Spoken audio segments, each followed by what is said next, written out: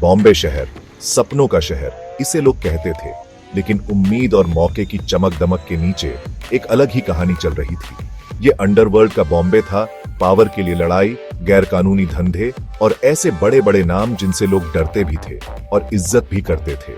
यहाँ भीड़ भाड़ वाले डॉक्स और गलियों में एक अलग तरह की हुकूमत चलती थी, स्मगलर्स, गैंगस्टर्स और उन लोगों की जो कानून के बाहर काम करने की हिम्मत रखते थे।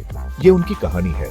ये हाजी मस्तान जैसे लोगों की कहानी है जो मामूली शुरुआत से स्मगलिंग का बादशाह बना। ये करीम लाला की कहानी है जिसका सेंट्रल बॉम्बे पर पूरा कंट्रोल था। और ये वरदराजन मुदालियर की कहानी है जो पहले एक कूली था और फिर एक बड़ी ताकत बन गया।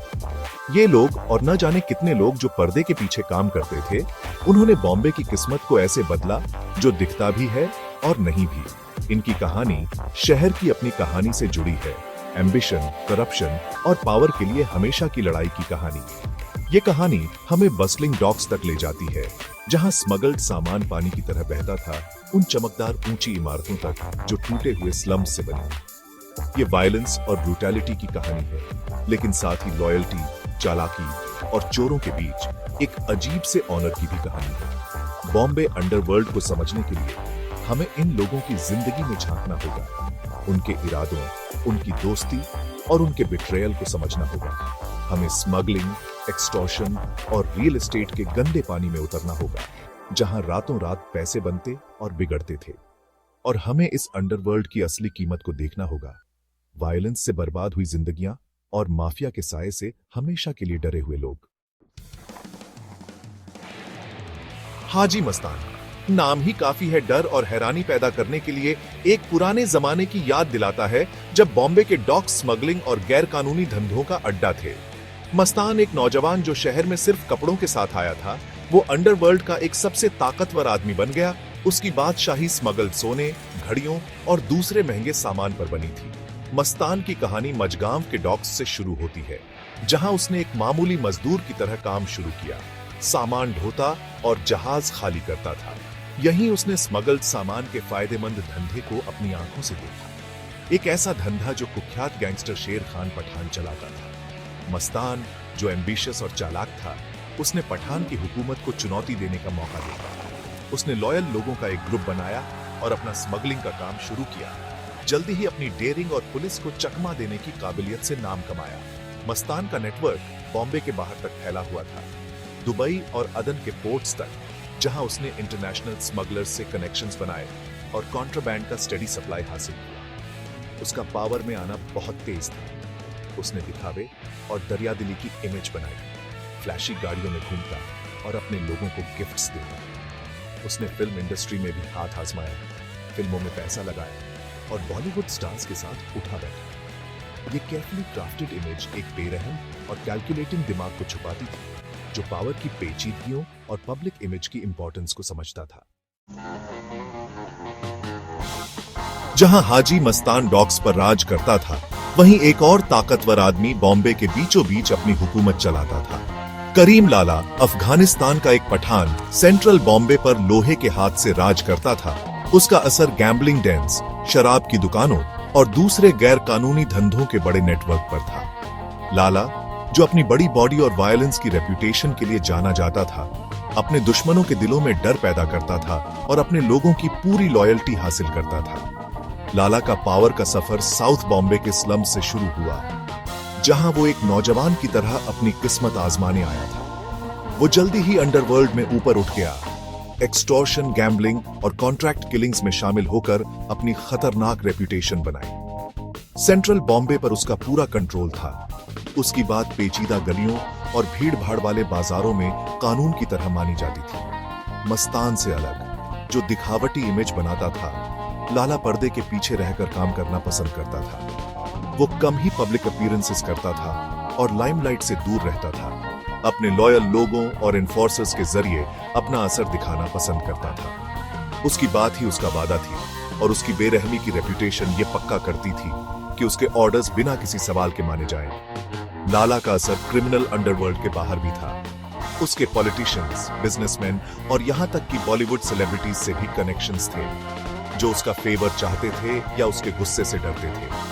वो मैनिपुलेशन का मास्टर था। अपने असर का इस्तेमाल अपने फायदे के लिए और अपने दुश्मनों को खत्म करने के लिए करता था। वरदराजन मुदालियर की कहानी बॉम्बे अंडरवर्ल्ड के अनप्रेडिक्टेबल नेचर का सबूत है। तमिलनाडु से एक नौजवान की तरह शहर में आकर मुदालियर ने अपना सफर एक मामूली कूली की तरह शुरू किया। Bustling Victoria terminus railway station पर सामान ढोता था, लेकिन लगता है किस्मत ने उसके लिए कुछ और ही सोच रखा था। स्टेशन से सामान और लोगों के कांस्टेंट फ्लो को देखकर मुदालियर ने स्मगलिंग की दुनिया में घुसने का मौका देखा। उसने छोटे स्तर पर शुरुआत की, रेलवे सिस्टम की अपनी नॉलेज का इस्तेमाल करके कॉन्ट्राबैंड सामान पहुंचाता और पुलिस से बचता था। उसका नेटवर्क धीरे धीरे बढ़ता गया और जल्द ही हाजी मस्तान का ध्यान उसकी तरफ गया, जिसने नौजवान मुदालियर में एक वैल्यूएबल एलाई देखा। मस्तान ने मुदालियर को अपने नीचे ले लिया, उसे रिसोर्सेज और कनेक्शंस दिए जिसकी उसे अपने काम को बढ़ाने के लिए जरूरत थी। मस्तान के सपोर्ट से मुदालियर का राइज तेज था।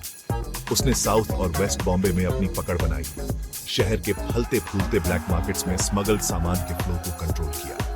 उसका असर डॉक्स तक फैला, जहां उसने डॉक वर्कर्स और कस्टम्स ऑफिशियल से दोस्ती की, अपने गैरकानूनी सामान की स्मूथ पैसेज पक्की की। मुदालियर की कामयाबी रूथलेसनेस और बिजनेस एक्यूमेन के कॉम्बिनेशन पर बनी थी। वो अपने गुस्से और अपने दुश्मनों को खत्म करने के लिए वायलेंस इस्तेमाल करने के लिए जाना जाता था, लेकिन वो अलायंसेस बनाने और लो प्रोफाइल मेंटेन करने की इंपॉर्टेंस भी समझता था। और ऐसे हम एक ऐसे टाइम में एंटर करते हैं जो शैडोज और सीक्रेसी से भरा था, स्मगलिंग का जमाना। ये वो पीरियड था जब सिटी का अंडरवर्ल्ड फल फूल रहा था और ब्लैक मार्केट गैरकानूनी सामान से भरा हुआ था। स्मगलर्स ऑलमोस्ट इस अंडरग्राउंड इकोनॉमी के अनसंग हीरोज जैसे थे। लूप होल से निकलते और लॉ एनफोर्समेंट के मर्की वाटर्स में नेविगेट करते थे। डॉक्स और हिडन वेयरहाउसेस इन क्लैंडस्टाइन ऑपरेशंस के सेंटर्स बन गए। सोना, इलेक्ट्रॉनिक्स और लग्जरी आइटम्स स्मगल्ड किए जाते थे, हेफ्टी टैक्सेस और इंपोर्ट ड्यूटीज से बचते हुए। ये अथॉरिटीज के साथ एक कैट एंड माउस गेम था, जो हमेशा एक स्टेप पीछे थे या कभी कभी बस दूसरी तरफ देख रहे होते थे।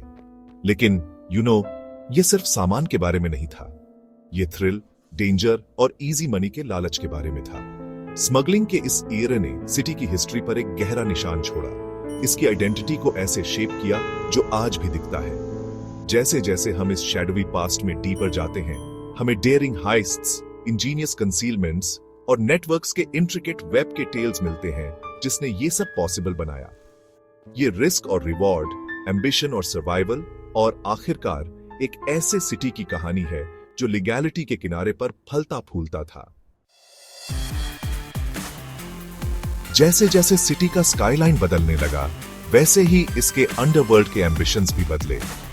उन्होंने बूमिंग रियल एस्टेट मार्केट में अपॉर्चुनिटीज देखी। ट्रेडिशनल रैकेट से दूर हटकर उन्होंने प्रॉपर्टी में हेविली इन्वेस्ट करना शुरू कर दिया। इस शिफ्ट ने न सिर्फ उनकी इनकम को डाइवर्सिफाई किया, बल्कि सिटी के डेवलपमेंट पर उनके इन्फ्लुएंस को भी सॉलिडिफाई किया।